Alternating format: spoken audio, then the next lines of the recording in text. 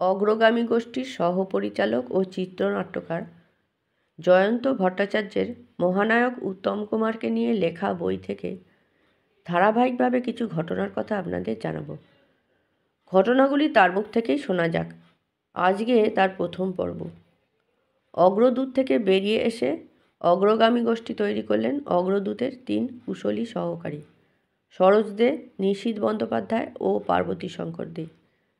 আমি অগ্রগামী গোষ্ঠীতে সহযোগী হিসেবে যোগ দিয়েছিলাম। যোগ দেওয়ার একটা কারণ এই শিল্প মাধ্যমের প্রতি আমার জমে ওঠা আকর্ষণ, আর অন্য কারণ ছিল ওরা তখন সাগরিকা শিল্পীর পর ভিন্ন পথের পথিক হয়েছেন। তারাশঙ্কর বন্দ্যোপাধ্যায়ের গল্প ডাকঘর করা নিয়ে ওরা তখন ছবি করার পরিকল্পনা করছেন। চলচ্চিত্র নিয়ে ব্যক্তিগত পড়াশোনা, বহু ভালো বিদেশি ছবি দেখা, ফিল্ম সোসাইটিতে ছবি দেখা, এই মাধ্যমটির সম্বন্ধে শুধু আকর্ষণই নয়, একটা তীক্ষ্ণ চলচ্চিত্র বোধ ভেতর থেকে হাতে কলমে কাজ করার জন্য বিদ্ধ করেছিল আমাকে। ডাকঘর করা স্টুডিওর বাইরে সম্পূর্ণ প্রাকৃতিক পরিবেশের চিত্রায়িত করার পরিকল্পনা হয়েছিল। ডাকঘর করার লোকেশন দেখাতে তারাশঙ্করবাবু আমাদের বীরভূমের অনেক জায়গায় নিয়ে যান। ওর নিজের দেশ লাভপুর তো আছেই, উনি যে কত বড় মাপের লেখক ছিলেন সেটা বুঝেছিলাম ওর চোখ দিয়ে, প্রকৃতি, মাটি, মানুষকে চেনার মাধ্যমে। তারাশঙ্করবাবুর মূল্যায়নের প্রসঙ্গে প্রয়াত পণ্ডিত রাজনীতিবিদ হীরেন মুখার্জি পরিচয় পত্রিকায় প্রকাশিত একটি প্রবন্ধে লিখেছিলেন, বাংলা সাহিত্যে বঙ্কিমচন্দ্র ছাড়া বিশ্বমানের উপন্যাস লিখেছেন তারাশঙ্করবাবুই। উপন্যাসের যথাযথ অনুবাদ হলে বিশ্বের শ্রেষ্ঠ সাহিত্য পুরস্কার, নোবেল প্রাইজ উনি নিশ্চয়ই পেতেন। ডাকঘর করায় দারুণ অভিনয় করেছিলেন কালী বন্দ্যোপাধ্যায়, শোভা সেন, সাবিত্রী চট্টোপাধ্যায়। সঙ্গীত পরিচালক ছিলেন সুধীন দাশগুপ্ত, যিনি তখন উদীয়মান সুরকার। গান গেয়েছিলেন মান্না দে, গীতা দত্ত, গীতিকার ছিলেন তারাশঙ্কর স্বয়ং। ডাকঘর করার গান প্রবাদ হয়ে আছে। ডাকঘর করা ব্যবসায়ী সাফল্য তো পেয়েই ছিল, আন্তর্জাতিক স্তরেও সুনাম পেয়েছে। ভেনিস চলচ্চিত্র উৎসবে ছবিটি ভারতের সরকারি নির্বাচিত ছবি হিসেবে দেখানো হয়। স্টকহোমে বিশ্ব সাহিত্য সম্মেলনে ছবিটি দেখানো হয়েছিল। এছাড়া মস্কো টেলিভিশনেও দেখানো হয়েছিল। ডাকঘর করার পর বিখ্যাত কথা সাহিত্যিক নরেন্দ্রনাথ মিত্রের গল্প নিয়ে ছবি হেডমাস্টার। মূল ভূমিকায় ছিলেন ছবি বিশ্বাস, করুণা বন্দ্যোপাধ্যায়, গঙ্গাপদ বসু, শোভা সেন প্রমুখ শিল্পীরা। হেডমাস্টার ছবি থেকেই অগ্রগামীতে চিত্রনাট্যে আমার ভূমিকা প্রধান হয়ে ওঠে। হেডমাস্টারে উত্তমকে নিতে পারতাম, কারণ ছবিটি ছিল এমপি প্রোডাকশনসের। উত্তম ছবিতে না থাকলেও ওর সঙ্গে যোগাযোগ ছিল অব্যাহত। ওর বাড়িতে নিমন্ত্রিত হয়ে গিয়েছি। ঘটা করে কোজাগরী লক্ষ্মী পুজো করতেন উত্তম। আনুষ্ঠানিক উপলক্ষ ছাড়াও স্টুডিও বা ওর বাড়িতে প্রায়ই দেখা হতো।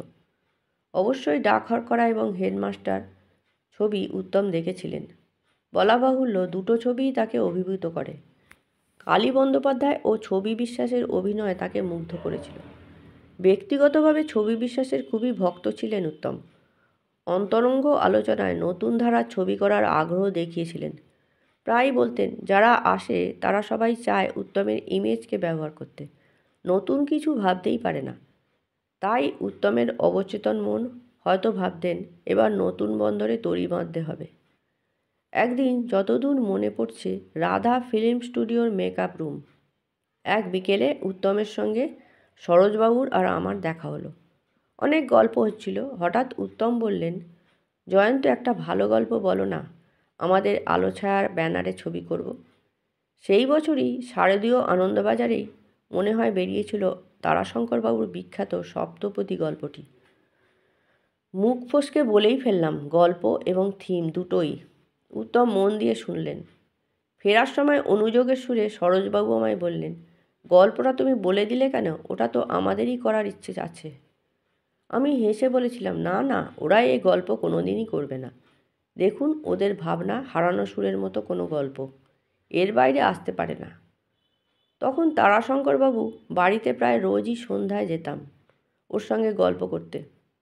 হঠাৎ একদিন তারাশঙ্করবাবু বললেন, উত্তম কুমার আর অজয়কর এসেছিলেন সপ্তপদী ফিল্ম রাইট কেনার জন্যে।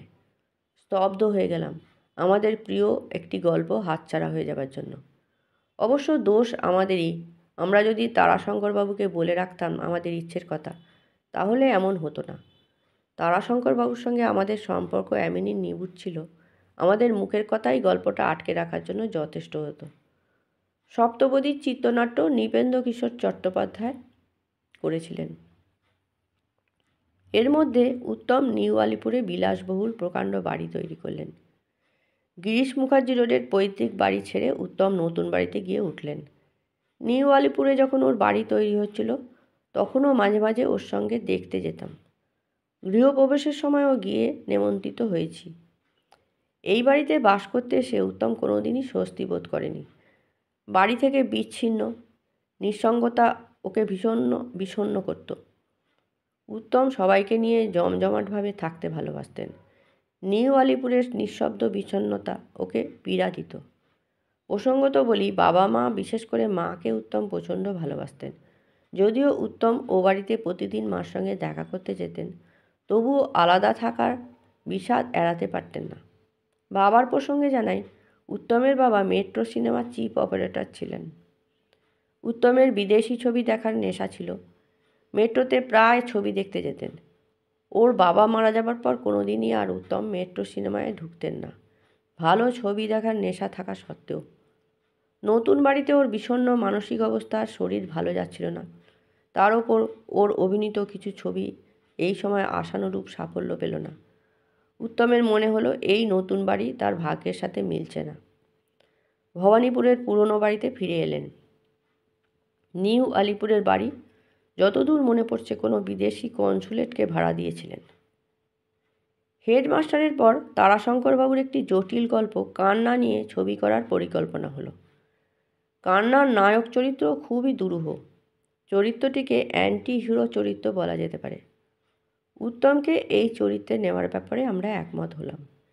কিন্তু সমস্যা ছিল, তখন উত্তম কুমারের বাঙালি দর্শকের কাছে একটা ইমেজ হয়ে গেছে। সেটা রোমান্টিক হিরোর ইমেজ। কান্না গল্পের নায়ক ছিল স্থলিত বসনা, কামনায় বিদ্ধ, পিতৃমাতৃ পরিচয়হীন। ইচ্ছা পূরণের রোমান্টিক নায়ক নয় একেবারেই।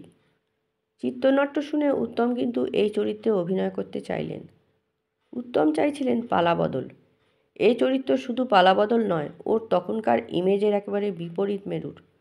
কান্নায় উত্তমের বিপরীতে নতুন নায়িকা নেওয়ার পরিকল্পনা হলো। এই গল্পের নায়িকা চরিত্রটিও বাংলা ছবির সচরাচর চরিত্র থেকে ভিন্ন। বলা যায় এও তারাশঙ্করবাবুর একটি দুরূহ নারী চরিত্র। সন্ধান চলল। অবশেষে একজনকে নির্বাচন করা হলো। তার স্ক্রিন নাম দেওয়া হলো নন্দিতা। ওর আসল নাম ছিল দীপালি বসু। কান্নার অন্যতম প্রধান ভূমিকায় ছিলেন শক্তিধর অভিনেতা রাধামোহন ভট্টাচার্য। এক খ্রিস্টান ফাদারের ভূমিকা ছিল এই চরিত্রটি। সেই খ্রিস্টান ফাদার ছিলেন একজন মিউজিশিয়ান। সম্পূর্ণ পিতৃমাতৃ পরিচয়হীন একটি কিশোরকে রাস্তা থেকে তুলে নিয়ে গিয়ে মানুষ করেন এবং তাকে দেন সঙ্গীতের শিক্ষা। এই চরিত্রটি ছিল উত্তমের। আজকে এই পর্যন্ত। পরবর্তী পর্ব আগামীকাল জানাবো।